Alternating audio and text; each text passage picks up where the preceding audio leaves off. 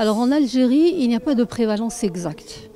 L'intérêt à la maladie de Fabry, en fait, a été porté par un médecin, un jeune médecin, qui est néphrologue, le professeur Arzour, qui en fait s'est intéressé à ce sujet et s'est engagé dans un sujet de thèse.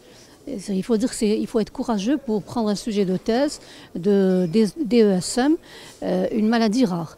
Donc depuis, elle s'est rendue compte, et on s'est rendu compte à travers son travail, que finalement le Fabry n'était pas si rare, qu'il existait en Algérie, tout comme il existait ailleurs. Alors si on essaie de revoir un petit peu l'historique, en 2001 déjà, les premiers cas de Fabry, c'était une famille, ont été diagnostiqués, c'était en néphrologie aussi. C'était une famille qui était originaire de Sétif. Et donc, par la suite, il y a eu ce travail qui est venu mettre en exergue l'importance et la fréquence de cette pathologie en Algérie. Au jour d'aujourd'hui, il existe autour de 100 patients traités en Algérie.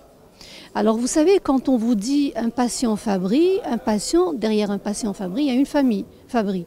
Ce qui veut dire que la prévalence est nettement plus importante, même si nous n'avons pas encore de détails et de précisions dans ce sens.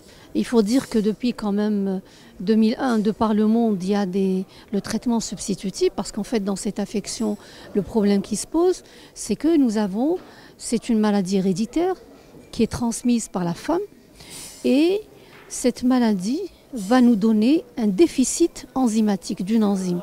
Vous savez que le corps humain est plein de cellules, d'organes. Les organes, vous avez des cellules, et dans chaque cellule a un métabolisme.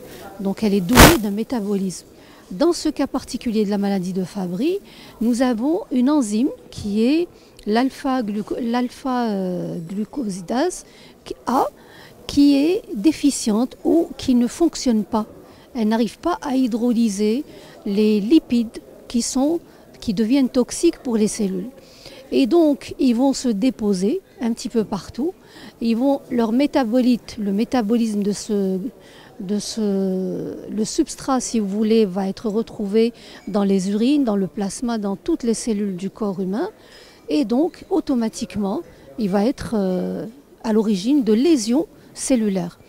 Alors, cette accumulation de ce métabolite qui va oxyder les cellules finalement commence à se faire dans les cellules en in utero, c'est-à-dire lorsque le bébé est déjà dans le ventre de